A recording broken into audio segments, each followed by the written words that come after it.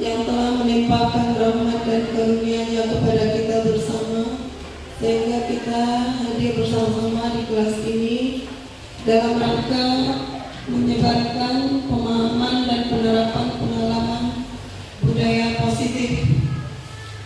Salam bening salam marilah kita hadiahkan kepada pucuk pimpinan umat Islam sedunia, yakni Nabi besar Muhammad, yang mana nantinya kita akan mengharapkan syafaatnya di hari akhir nanti, di yaumil akhir. Amin. Bapak Ibu SDN 21 Lubuk Alung serta tenaga pendidik yang telah hadir di sini. Sebelumnya izinkan saya mengucapkan terima kasih kepada Ibu Kepala Sekolah, rekan-rekan guru serta tenaga pendidik yang telah meluangkan waktunya untuk turut serta mendukung pelaksanaan penyebarkan pemahaman dan penerapan pengalaman budaya positif yang merupakan rangkaian dari program pendidikan guru penggerak yang sedang saya jalani saat ini.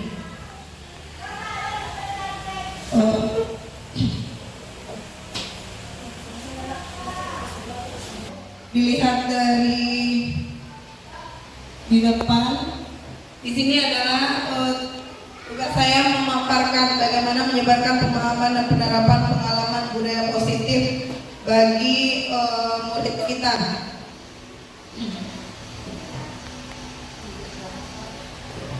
Untuk kesepakatan dalam saat diskusi hari ini, peserta aktif dalam kegiatan menghormati pembicara dan peserta lain, etika dan sopan dalam berbicara, boleh makan dan minum asal tidak mengganggu kegiatan, menjaga kebersihan kelas.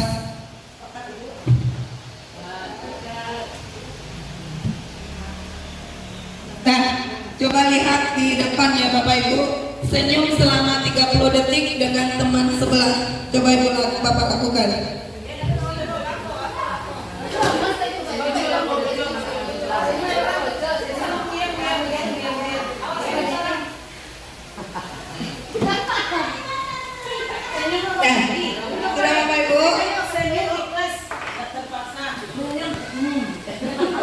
Itu kan supaya kita rileks, jadi senyum untuk teman sebelah dulu. Sudah dilakukan Bapak Ibu? Kita lihat lagi di depan konsep inti budaya positif. Ini adalah konsep yang kita ketahui, yang harus kita ketahui dulu. Yang pertama, perubahan paradigma belajar, disiplin positif, nilai-nilai kebajikan, kebutuhan dasar manusia, motivasi perilaku manusia, posisi kontrol guru, keyakinan kelas, dan segitiga restitusi. Ini yang akan kita bahas nantinya.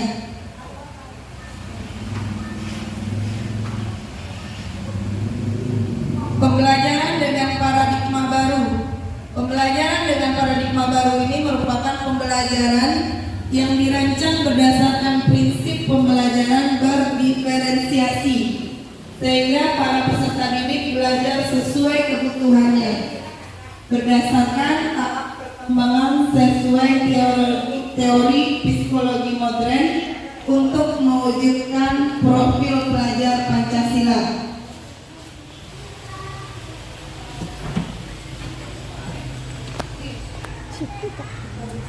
Yang sama dengan kita, dengan teori kontrol kita berusaha memahami pandangan orang lain tentang dunia.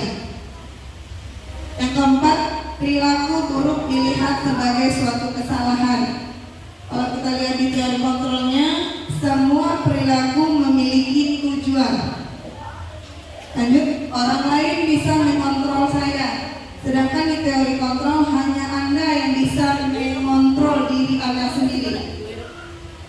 Lanjut, saya bisa mengontrol orang lain, sedangkan di teori kontrol ada Anda tidak bisa mengontrol orang lain.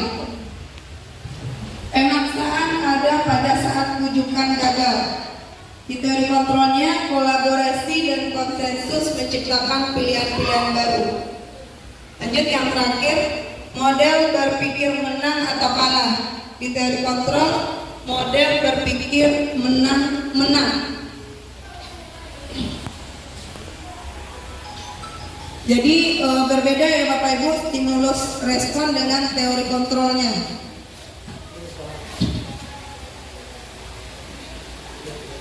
Nah, di sini kita mengacu ke disiplin positif. Disiplin berasal dari kata disiplina yang artinya belajar. Disiplin mengacu pada disiplin diri yang memiliki tanggung jawab terhadap apa yang dilakukan berdasarkan nilai-nilai yang diyakini. Disiplin positif merupakan salah satu cara penerapan disiplin yang bertujuan untuk menumbuhkan kesadaran serta memberdayakan peserta didik tanpa imbalan penghargaan atau reward, ancaman dan hukuman. Sebagai pendidik, tujuan kita adalah menciptakan peserta didik atau siswa yang memiliki disiplin diri, sehingga mereka berperilaku mengacu kepada nilai.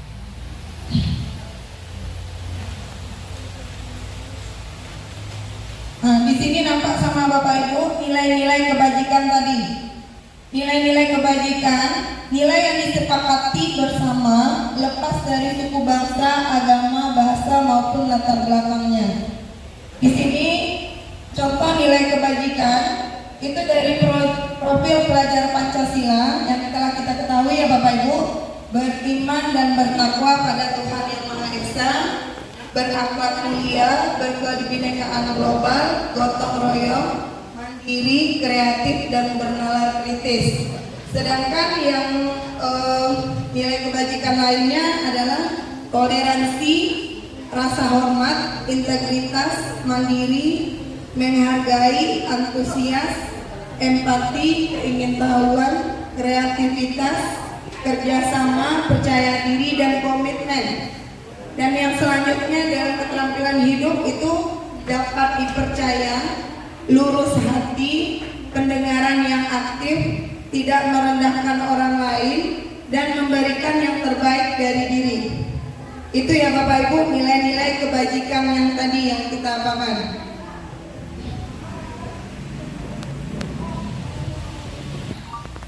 Seluruh tindakan yang kita lakukan memiliki tujuan tertentu. Dan semua usaha terbaik yang kita lakukan adalah dalam rangka agar kebutuhan dasar kita terpenuhi dengan baik. Jadi itu ya Bapak Ibu, kebutuhan dasar kita sebagai manusia adalah segala yang kita lakukan untuk sebagai manusia ya Bapak Ibu.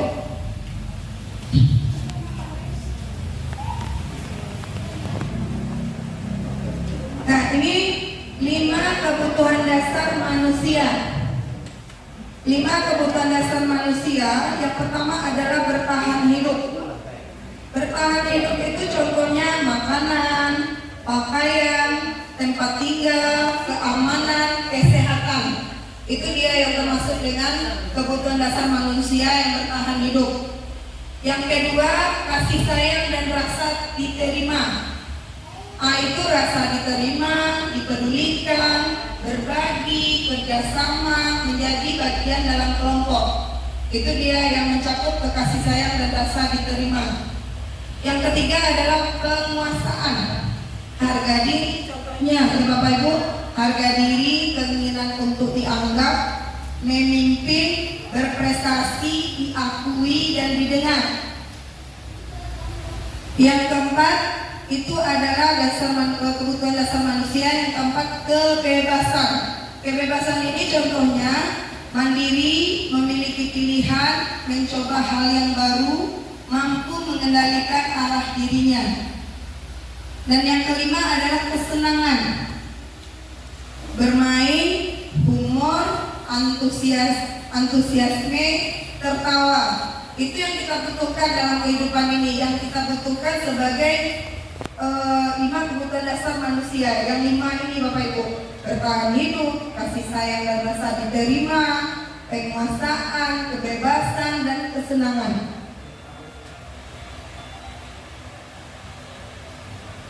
Nah, di sini motivasi perilaku manusia. Itu ada yang ekstrinsik dan ada yang intrinsik. Kalau yang ekstrinsik ini adalah yang dari luar.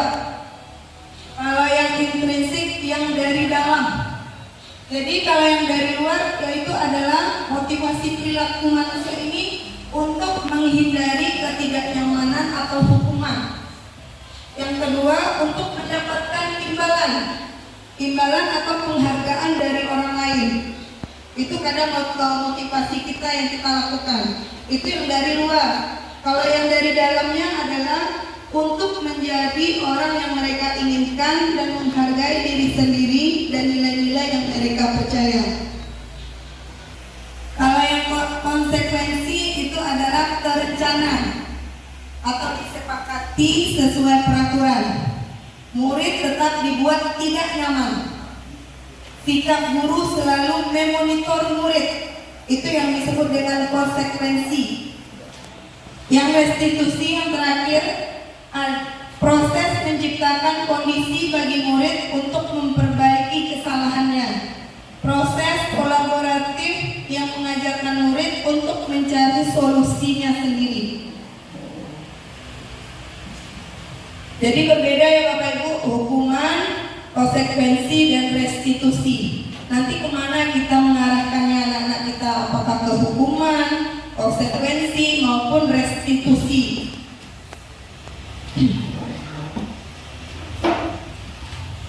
Ini adalah 5 posisi kontrol yang kita ada di dalam diri kita. 5 posisi kontrol: penghukum, pembuat rasa bersalah, teman, pemantau, manajer. Ini yang ada dalam diri kita. Kadang kita kan melihat kesalahan anak itu ada di dalam diri kita yang ini. Kadang kita ada sebagai sifatnya penghukum, ada sifatnya pembuat merasa bersalah, ada sebagai teman, ada sebagai pemantau, dan ada sebagai manajer. Tadi ya Bapak Ibu, kalau kita lihat dari kasus yang pertama ini, siswa tidak memakai atribut lengkap saat upacara bendera. Banyak kan Bapak Ibu tiap hari Senin kita lihat anak kita tidak pakai dasi, topi. Di sana kita nanti ada berkata seperti hormat pada bendera selama 1 jam. Kadang ada kita seperti itu. Iya nggak Bapak Ibu? Itu adalah kita itu sebagai penghukum namanya. Sebagai penghukum. Jadi yang kedua, berapa kali ibu bapak harus memberitahu kamu selalu saja mengecewakan ibu bapak. Ini sering juga kita katakan kepada siswa kita yang bermasalah. Ini sudah diapakan posisi kontrol kita dan membuat merasa bersalah. Jadi anak itu membuat mereka bersalah. Kita seperti ini mengatakannya hal ini saja. Dia sudah merasa dirinya bersalah. Bagus. Ini adalah posisi yang terakhir. Apakah kamu tahu kesalahanmu? Kira-kira bagaimana kamu memperbaiki kesalahanmu? Ini adalah posisi kontrol sebagai manajer. Jadi seharusnya Bapak Ibu itu sebagai manajer untuk siswa, tidak sebagai penghukum, tidak sebagai berbuat salah, sebagai teman, sebagai pemantau. Yang seharusnya kita lakukan adalah sebagai manajer. Tapi kenyataannya di lapangan kita yang tanggap saja kesalahan kita kali hati kita bermacam-macam cara sudah dicoba, sudah dilakukan. Anak yang sudah mereka mengorganisasi tukang ini ternyata yang pasti dengan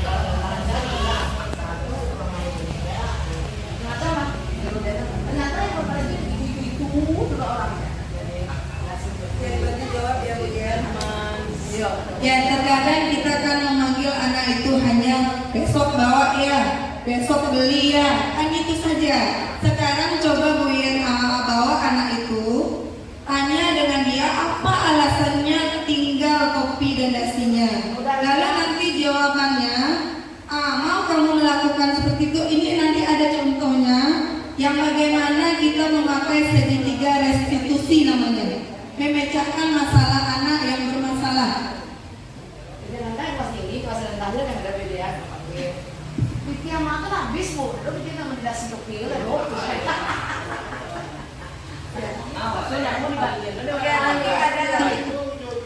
Nanti ada langkahnya Bu ya, supaya anak itu sadar dengan kesalahannya, apa yang seharusnya mereka lakukan. Itu nanti yang akan kita pelajari secara bersama.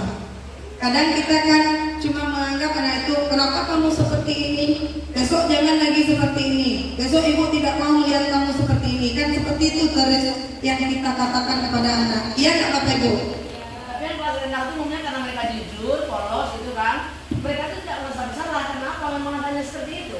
Mereka mau memakai, disediakan orang tuanya. Di kesalahan itu nampaknya difokuskan kepada orang tuanya. Gimana cara kita gitu.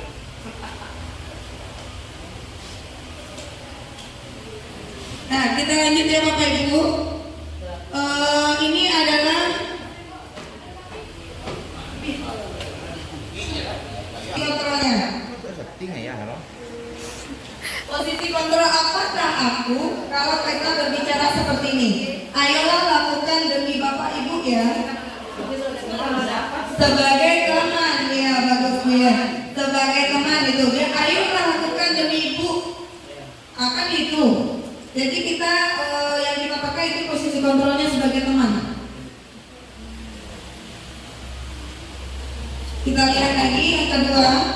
Kamu tidak pernah mendapat nilai jika tidak mengerjakan tugas. Ini kemana ini larinya posisi kontrolnya Bapak? Bapak Ibu? Apa tadi? Pemantau. Kamu tidak pernah mendapat nilai jika tidak mengerjakan tugas.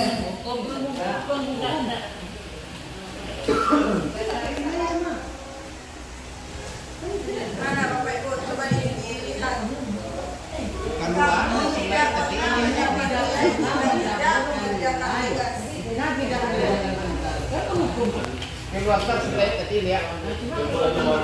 dulu kita lihat slide yang selanjutnya.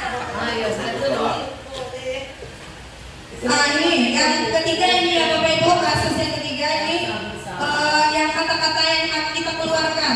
Kamu tidak pernah benar melakukannya.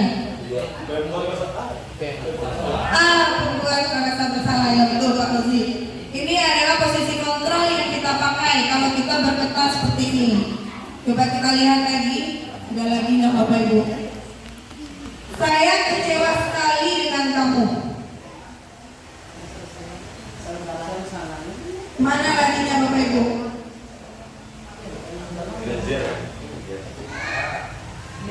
Saya kecewa sekali dengan kamu. Ini mana laginya? Tadi kan dia ada 5 posisi kontrol. Ya. Teman, rasa bersalah, manajer, pemantau. Yang mana larinya yang ini? Pemantau. Nanti kita tampilkan dulu yang apa? Ditampilkan lagi atau gimana? Lihat ini.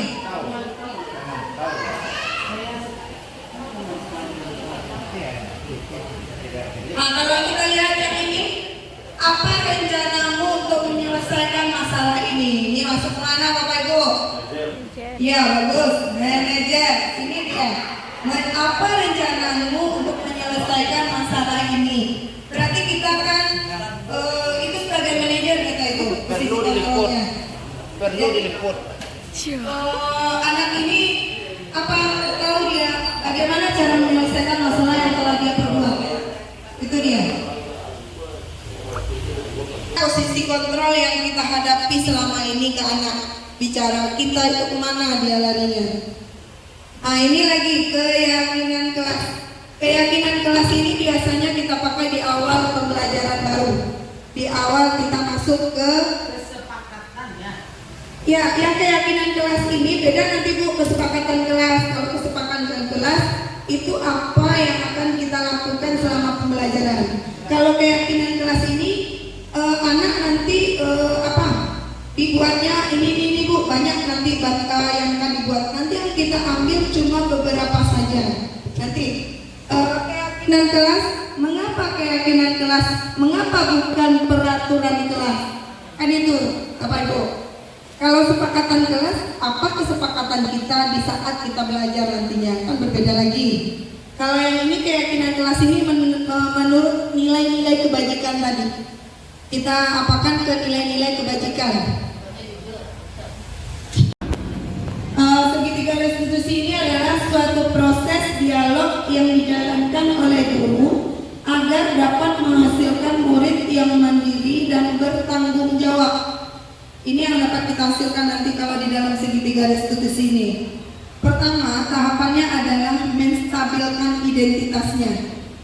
Yang kedua, memfasilitasi tindakan yang salah. Yang ketiga, baru menanyakan keyakinan kelas tadi. Keyakinan kelas yang telah kita buat bersama tadi. Nah, ini adalah yang kita sebut dengan segitiga restitusi yang kita pakai pada posisi kontrol manager.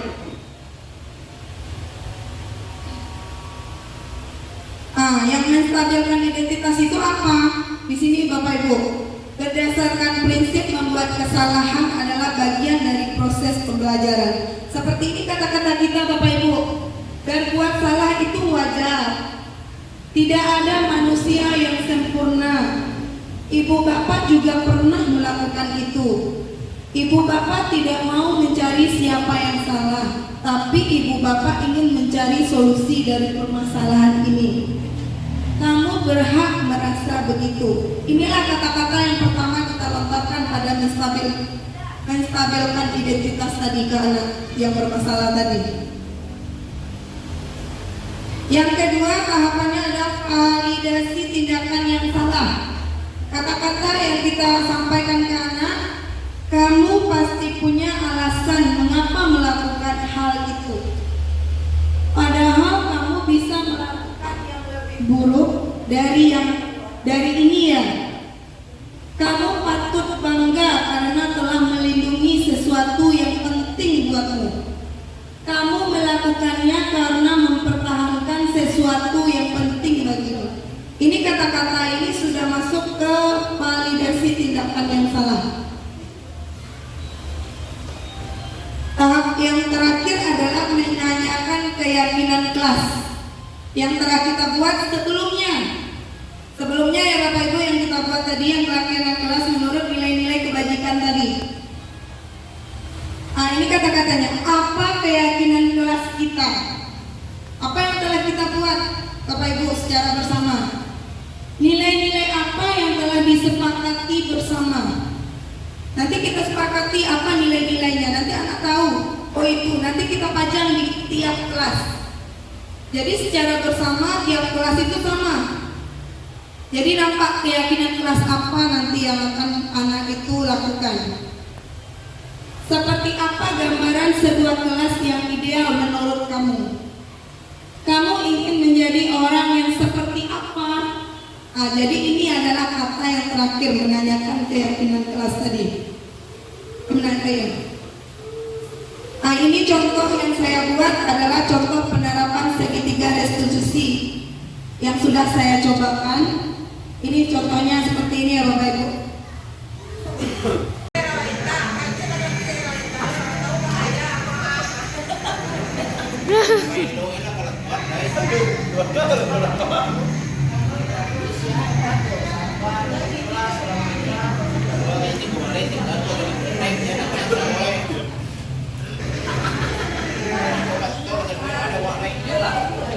Saya ceritakan dulu ya Bapak Ibu, ini kesalahan anak ini adalah dia membuat Gimara temannya menangis karena sering Gimara ini mencontek kertas ujiannya di saat jam belajar atau di jam dia membuat latihan. Jadi iya Bu. Jadi anak ini dipanggil lah Pania ini karena dia berbuat salah sudah membuat temannya menangis karena kesalahannya tadi. Karena sang temannya ini mencontek dia gitu.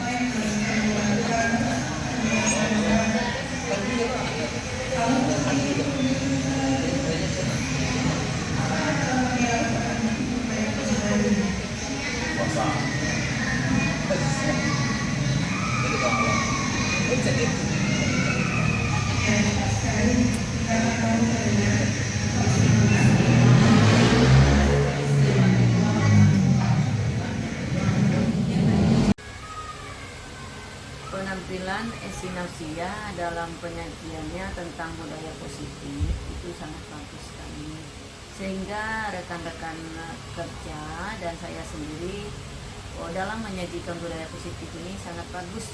Jadi mereka, rekan guru, jadi tahu tentang budaya positif ini dan bisa mengajarkannya dan menerapkannya dalam pembelajaran setiap harinya. Jadi kepada Esi Nafsia, tetap semangat, sukses dalam mengikuti guru penggerak. Jadi semangat terus sampai akhir dan terapkanlah ilmu yang didapatkannya kepada siswa dan kepada teman-teman guru, dibagi-bagi ilmunya. Memajukanlah sekolah kita dalam bidang pendidikan pada khususnya dan kecamatan Balung pada umumnya. Terima kasih. Baik, jadi kalau menurut pendapat saya, berdasarkan pemaparan yang sudah disampaikan sama-sama kemarin dari ibu guru penggerak, bahwasanya budaya positif itu memang dan harus diterapkan pada tiap-tiap sekolah dan pada semua jenjang pendidikan. Sebab budaya positif ini perannya begitu besar dalam menciptakan lingkungan sekolah yang nyaman. Dan yang tidak kalah penting dari itu adalah bahwasanya budaya positif ini diterapkan berpihak kepada peserta didik, ya, dimana dengan diterapkannya budaya positif ini peserta didik ini diharapkan dapat menjadi seseorang yang berjiwa kritis, peduli, hormat, dan bertanggung jawab. Mungkin itu menurut pendapat saya mengenai penerapan budaya positif. Terima kasih.